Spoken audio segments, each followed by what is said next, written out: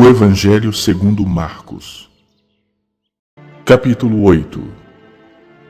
Naqueles dias, quando outra vez se reuniu grande multidão, e não tendo eles o que comer, chamou Jesus os discípulos e lhes disse: Tenho compaixão desta gente, porque há 3 dias que permanecem comigo e não tenho o que comer. Se eu os despedir para suas casas em jejum, desfalecerão pelo caminho. E alguns deles vieram de longe. Mas os seus discípulos lhe responderam: Donde poderá alguém fartá-los de pão nesse deserto? E Jesus lhes perguntou: Quantos pães tendes? Responderam eles: 7. Ordenou ao povo que se assentasse no chão, e tomando os 7 pães, partiu-os após ter dado graças, e os deu a seus discípulos, para que estes os distribuíssem, repartindo entre o povo. Tinham também alguns peixinhos, e abençoando-os, mandou que estes igualmente fossem distribuídos. Comeram e se fartaram, e dos pedaços restantes recolheram 7 cestos. Eram cerca de 4.000 homens. Então Jesus os despediu. Logo a seguir, tendo embarcado juntamente com seus discípulos, partiu para as regiões de Dalmanuta. E saindo os fariseus, puseram-se a discutir com ele, e tentando-o, pediram-lhe um sinal do céu. Jesus, porém, arrancou do íntimo do seu espírito um gemido e disse: Por que pede esta geração um sinal? Em verdade vos digo que a essa geração não se lhe dará sinal algum. E deixando-os, tornou a embarcar e foi para o outro lado. Ora, aconteceu que eles se esqueceram de levar pães, e no barco não tinham consigo senão um só. Preveniu-os Jesus, dizendo: Vede, guardai-vos do fermento dos fariseus e do fermento de Herodes.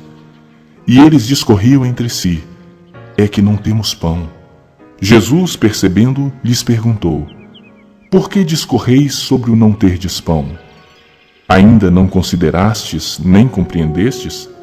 Tendes o coração endurecido? Tendo olhos, não vedes? E tendo ouvidos, não ouvis? Não vos lembrais de quando partiu 5 pães para os 5.000, quantos cestos cheios de pedaços recolhestes? Responderam eles: 12. E de quando partiu 7 pães para os 4.000, quantos cestos cheios de pedaços recolhestes?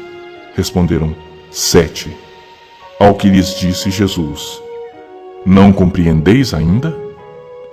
Então chegaram a Betsaida, e lhe trouxeram um cego, rogando-lhe que o tocasse.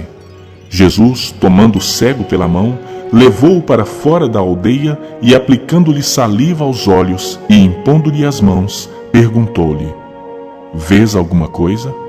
Este, recobrando a vista, respondeu: Vejo os homens, porque como árvores os vejo andando. Então, novamente lhe pôs as mãos nos olhos, e ele, passando a ver claramente, ficou restabelecido. E tudo distinguia de modo perfeito. E mandou Jesus embora para casa, recomendando-lhe: Não entres na aldeia. Então, Jesus e os seus discípulos partiram para as aldeias de Cesareia de Filipe, e no caminho perguntou-lhes: Quem dizem os homens que sou eu? E responderam: João Batista. Outros: Elias. Mas outros: algum dos profetas. Então lhes perguntou: Mas vós, quem dizeis que eu sou?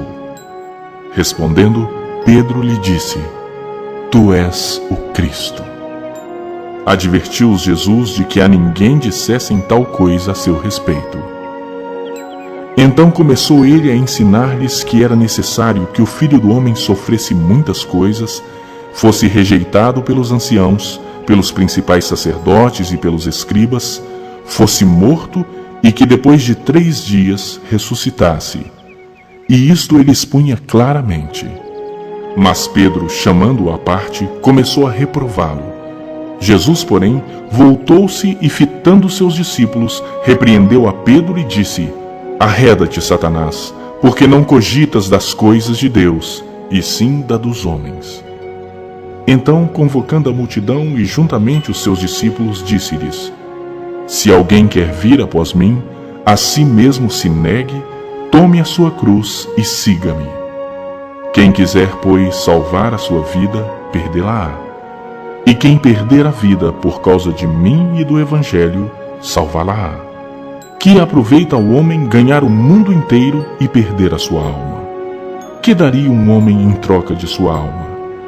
Porque qualquer que nessa geração adúltera e pecadora se envergonhar de mim e das minhas palavras, também o Filho do Homem se envergonhará dele quando vier na glória de seu Pai com os santos anjos.